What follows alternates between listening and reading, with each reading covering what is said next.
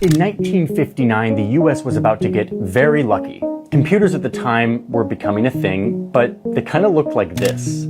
Tons of wires connecting everything, all of them sending little precise electronic signals to each other to solve tedious, complex math problems. It was clunky, it was inefficient, it wasn't very special yet. But then two American engineers that were working separately at two totally different companies had a very similar idea. And the idea was to get rid of this, all these wires. There was this new technology that had cropped up called a transistor. It was like a really precise, reliable on and off switch. It allows you to control pulses of electricity super precisely. But at first, transistors looked like this. They were big and clunky. Lots of parts. So the idea was, what if we start carving these little on and off switches onto a material called silicon? It's like a super abundant metal-like material inside of Earth's crust. But it's actually a horrible conductor of electricity. If you mix silicon with other elements, it conducts electricity really well. It is a semiconductor of electricity. Exactly what they needed to precisely control the flow of electricity very accurately. No more clunky long wires. Let's just carve our little transistor switches onto this silicon chip, a single circuit. That way we can fit a lot more into one place, all close together. So transistors can turn on and off.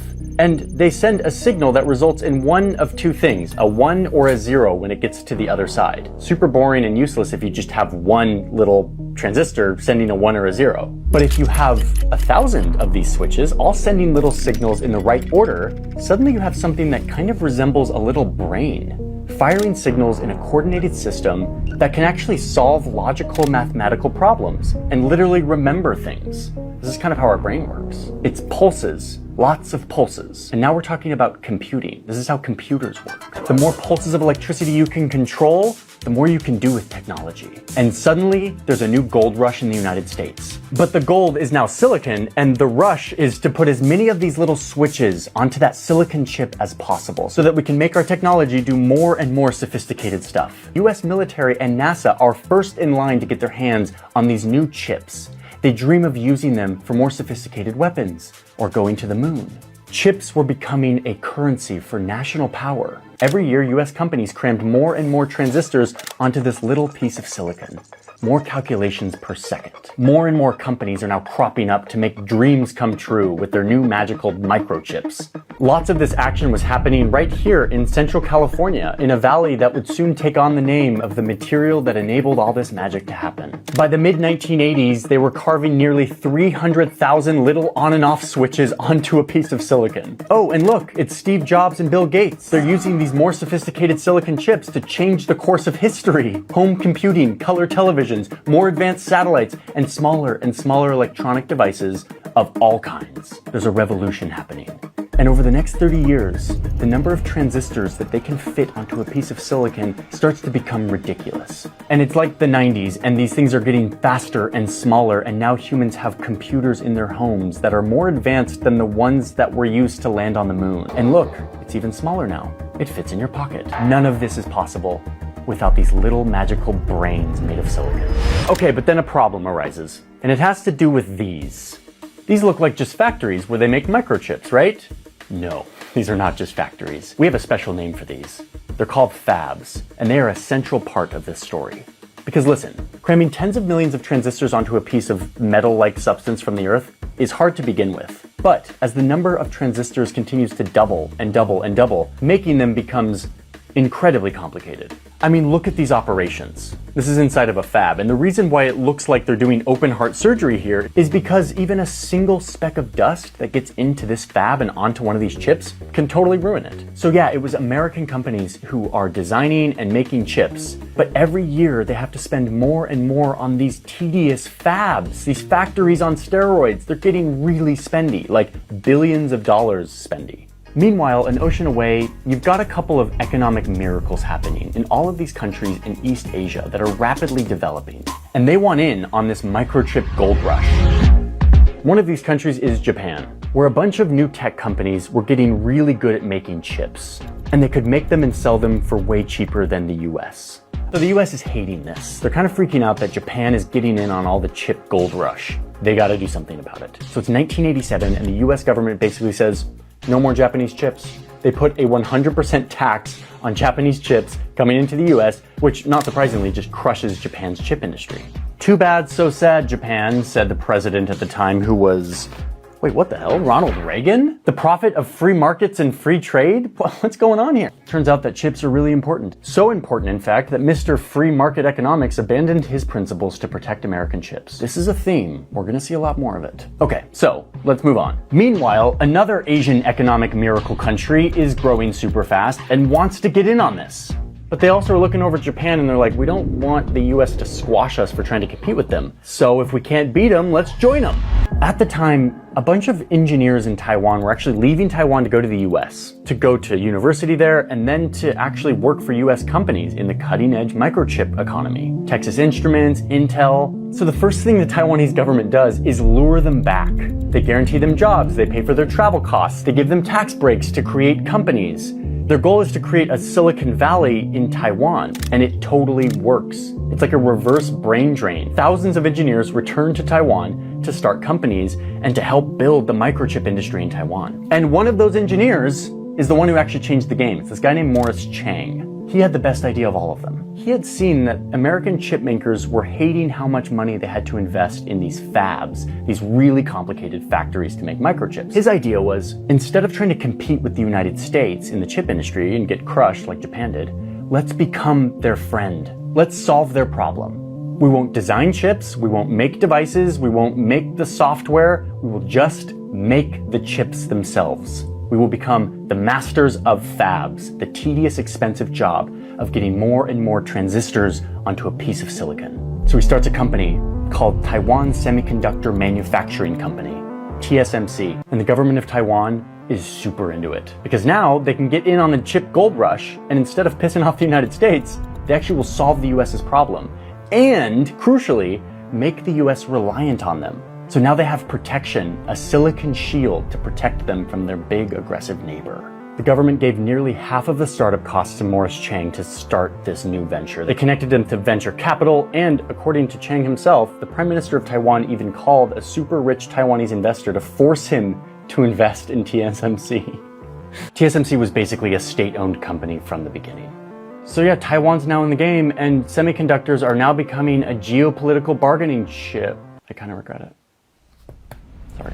So it's like the early 2000s, and semiconductors are now squarely a part of geopolitics. But meanwhile, in business world, in Silicon Valley, they are loving this Taiwan situation. Because now, instead of having to do all of this expensive, tedious fab stuff, they can just do the design and the software and the business side of it, and they can just ship it off to TSMC, and they do the rest, taking on the expensive, tedious work of maintaining their fabs and keeping them up to the cutting edge, which requires billions of dollars every year. Like, to keep some perspective, look at this graph. This is the number of transistors on a piece of silicon. By 2010, they're now getting 1 billion transistors onto a piece of silicon the size of your fingernail. Each transistor is becoming smaller than a width of a human hair. A human hair is like 90,000 nanometers thick. We need to go smaller, like a red blood cell. Wait, no, that's still too big. 7,000 nanometers. Okay, a virus, something that's not even totally alive. It's so small. Wait, that's 14 nanometers. Still too big. I mean, we are getting into insane scales here. IBM recently revealed a chip with transistors that are 2 nanometers thick, making them literally smaller than a strand of DNA. So in these fabs, the reason it looks like this is because they have to figure out how to do this and to keep doing it and keep making it smaller and smaller, providing the world with the most advanced chips. But more and more US chip companies don't actually have fabs. They design them, they do all the software and the machinery and the selling and the business, but the actual making of the chip happen in Taiwan. But as 92% of all advanced chips are now made in Taiwan, what this means is that the US is completely reliant on TSMC, basically. And finally, we're getting to the conflict.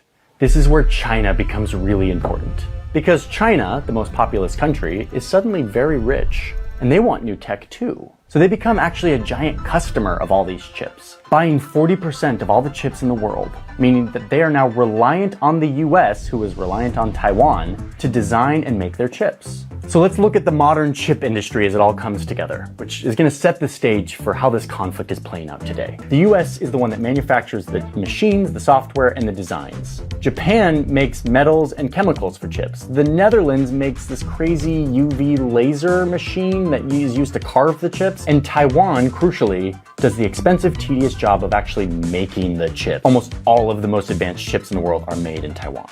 And then you have China, who is the giant customer in all of this. They're the ones who are buying more and more chips to grow their economy. I mean, look at this beautiful supply chain. You've got a bunch of countries that are involved now. Everyone has a part to play, and everyone depends on each other for chips. Globalization is great. Economic interdependence is a recipe for peace and mutual prosperity. I mean, it used to be. But there's something else happening with the supply chain that might be hard to see in this diagram, which is that the US is still the kingpin of this system. They're the most important player. They have the most important ingredients, the best designs, the best software, and the most machines to make chips. Taiwan, their bestie, has the second most important ingredients in all of this, the fabs that actually make the chips. China, on the other hand, is in a position of weakness. Their role is basically the big hungry chip consumer, totally reliant on their frenemy, the United States, and their annoying neighbor, Taiwan, who they want to invade, but now they're reliant on for cutting-edge chips. And what's at stake here for China? Well, it's not just their economy. They don't want chips just so they can have a bunch of cool tech. They want it because more and more, they need advanced chips for their military. So it's like the 2010s, China's military is getting kind of scary, but it's not that scary, says the US. We're not that worried. We'll always be ahead of China when it comes to controlling the supply chain, and our military gets first dibs on all the best chips. China has no chance of catching up ever. And this is true. China was truly behind. They did not have the tech and the designs and the companies and the ability to make advanced chips. They were reliant on the United States. If China pissed off the US, they could just take away their chips. And now, we have a rising conflict on our hands. China, this big superpower, is not going to let this happen. They realize that they have to do two things. Number one, they have to start making their own chips. They want to break free and stop relying on the US for anything, make their own chips so that the US doesn't have leverage over them. And number two, and deeply related, is they want to continue to build up their military, to modernize it, to build more warships and satellites and high-tech missiles and drones, and eventually AI. All of this needs advanced chips, which they don't have. So they're like, we are going to make them on their own. And the US is like, good luck, China. You're so far behind. Good luck trying to figure out how to do this thing that we've spent the past 60 years figuring out how to do, make really expensive chips. Experts in software and machinery and fabs, like, you have no chance. So how is China going to catch up? Lucky for them, in China, there's a blurry line between businesses and the military. It's all kind of overseen by the state. And also lucky for them, there are loads of US tech companies that are addicted to making money by selling microchip technology to China. So instead of invent it themselves, they see an opportunity here. Need software and equipment for your new chip industry? Get it from the US. Need fancy chip designs and software? US companies have you covered. Need those high-tech chips produced for your military projects? American companies will sell them to you. And yes, TSMC in Taiwan will make them for you. In 2021, the Washington Post reported that China was building super advanced laboratories to test scary new weapons, including nukes. And guess what? They were using American semiconductor tech to do this. It started to become clear that American companies were selling tech and chips and software to Chinese tech companies that were actually just a front for the military. Wow. Yikes. The US chip industry is now allowing China to get ahead. This was starting to happen, but I think what really woke up the US is when this happened. US military generals wake up one morning to discover that China has just tested a new weapon, a missile that flew around the entire world, going 5 times the speed of sound, a mile a second. Oh, and it's really hard to see because it flies below radar range. It's super nimble, maneuverable, and has the ability to carry nukes. The US had been working on something similar, but China beat them to it by years. And it was American microchip technology that helped them build it. Turns out that while the US government thought that they were running faster and that they were fine, they were actually fueling the rise of their biggest rival by giving them the technology that they need to get ahead. So the US decides that they've got to do something. China is ahead on these missiles, and they might get ahead on things like AI, and they're doing it with our tech. No more free trade, no more free markets. The government is jumping back into the chip game to sort this out. Joe Biden's like rolling up his sleeves. He's like, what do we do here? Step one, cut them off. No more chips for China. And here we are back in the fun bureaucratic paperwork. Department of Commerce, Bureau of Industry and Security. This is just a bunch of rules that says no more chips to China. All those cutting edge chips that China was buying from US companies, blocked. Manufacturing equipment they need to make their own chips, blocked. All that US made vital software that Chinese companies need to design their own chips, block, block, block. In fact, the Biden administration went super far to say that any company globally that uses US tech to produce chips is now blocked from doing business with Chinese firms. Americans are now forbidden from working for Chinese chip companies. This is huge news. Like, this is huge news. This is happening. This is like, we're in the middle of this right now. But let's go back to that visual of the whole supply chain. If you cut off this, then yeah, you hurt China, but you also hurt the other side of this line, US chip makers. Like one example, this US chip maker, NVIDIA. They went from selling tons of chips to China to suddenly being banned from doing so. This has led to a $400 million loss in revenue in just one quarter, which leads to step two of this policy. The Biden administration wasn't going to leave these tech companies out dry, so they gave billions of dollars to American chip makers to say, hey, yeah, sorry we cut you off from your main customer because we're kind of getting scared of their military, but we have to protect our chips. Here's a bunch of money. Congress passed the CHIPS Act, which gives billions of dollars to these companies to create fabs back in the United States to ensure that this most valuable technology isn't solely reliant on outside countries. And we're talking giant payouts, 50 billion taxpayer dollars. Okay, so this is economic war, and the Biden administration just did a huge move. This is about chips. Chips are not just chips. Chips are the future. Chips are power. Chips are the currency of geopolitical power. So the US makes this big move, cuts China off, and that, this is geopolitical conflict. They just made the move. The ball's in China's court now. How will they respond? And this is where Taiwan comes back into the picture. Taiwan, this small country that finds itself in the crossfires of this conflict. 92% of all advanced chips are made here, mostly by TSMC. The US is totally reliant on them. A few months before the Biden administration was doing all of this, making it illegal to sell chips to China, Congresswoman Nancy Pelosi visited Taiwan. Not just to shake hands with political leaders, no. She was there to visit TSMC, the chip fab. What Pelosi was really doing here was signaling to Taiwan that they are vital to American security. The US relies on this and will protect it. She shows us what China's countermove might be in all of this. It might be Taiwan. The effective countermove here for China would be to operate right on the edge of active warfare, to strike back at the US without provoking a military response. One scenario would be China sending a bunch of its Navy ships to set up in the ocean right around here, creating a kind of partial blockade. They could stop cargo ships that are coming to and from the island, kind of just slowing everything down, but really holding the silicon hostage, making it hard for the supply chain to actually work.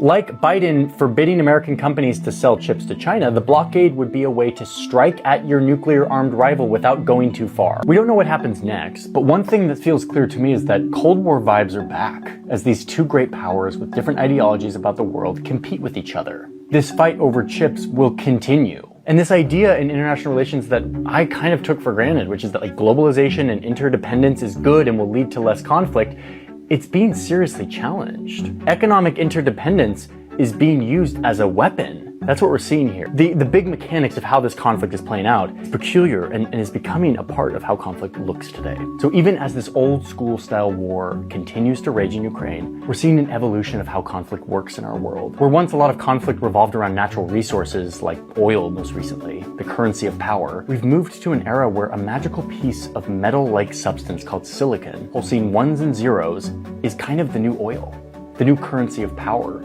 the new thing that we should protect to protect our military supremacy. So in a big shift of the trend of globalization, countries are now turning inward to protect their stuff, leading to a new era of distrust, severed connection, and rising tensions.